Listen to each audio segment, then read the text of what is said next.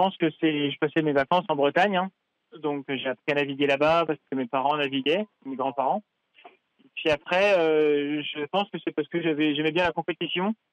Et c'est ça qui a fait que, aimer la compétition plus que la mer, j'ai eu envie de faire des régates.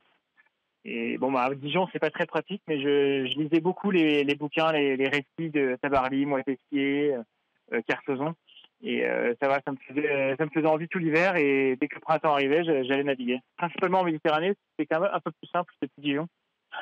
C'était les débuts du TGV, là, où on était à 3 heures de Marseille. Donc, je prenais le TGV, je me souviens, c'était le TGV de 6h14, le samedi matin. L'avantage de la voile, c'est que c'est une passion où on en a un peu jamais assez. C'est un peu comme l'horizon, quoi. On se dit qu'on y va, et puis en fait, quand on y est, sinon il y a encore après, encore après. Et donc au début, j'ai fait des trans-Méditerranée, et après j'ai fait les courses du Rorc, et puis les trans-Gascogne. Et puis j'ai toujours voulu faire un peu plus, et puis surtout avoir des projets un peu plus structurés. Et voilà, donc à un moment donné, je me suis dit, bon, bah, Maxime, si tu veux continuer à progresser, c'est la route du Rhum, c'est le bon objectif. Quand on est passionné de bateaux et de mer, la route du Rhum, ça reste quand même la plus mythique des transats, hein. C'est pas forcément la plus dure, mais c'est la plus célèbre. Moi, je suis dans la catégorie classe 40. La catégorie classe 40, c'est une catégorie qui limite la taille des bateaux à 12 mètres, 40 pieds. Et c'est une catégorie que j'appelle un petit peu la catégorie Paris-Dakar. C'est-à-dire qu'il y a à la fois des grosses écuries avec des gros budgets, mais aussi des jeunes qui veulent percer dans la voile.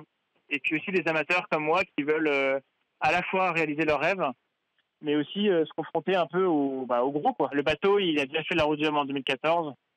Il l'a fait en 19 jours. Donc je me suis fixé ça comme objectif. Et si je suis en 19 jours, normalement, je serai en milieu de flotte. Voilà, donc j'aimerais bien être dans la première moitié. Ah bah là, je serais très content. En fait, cette année, la classe 40 est la classe la plus représentée. On est 53 au départ, sur 123 participants.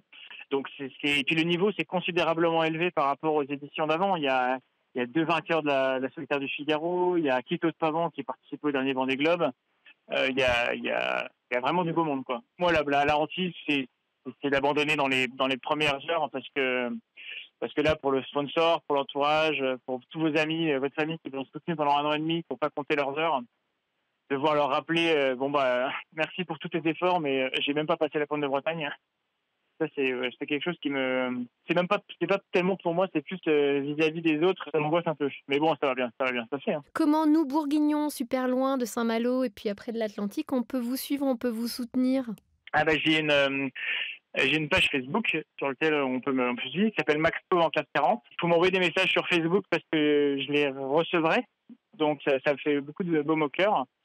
Et puis il y a aussi une autre façon de me soutenir, hein, c'est que j'ai eu un désistement de sponsors ces derniers jours. Donc il y a de la place un petit peu sur la coque. Donc si quelqu'un veut soutenir le projet, c'est encore possible.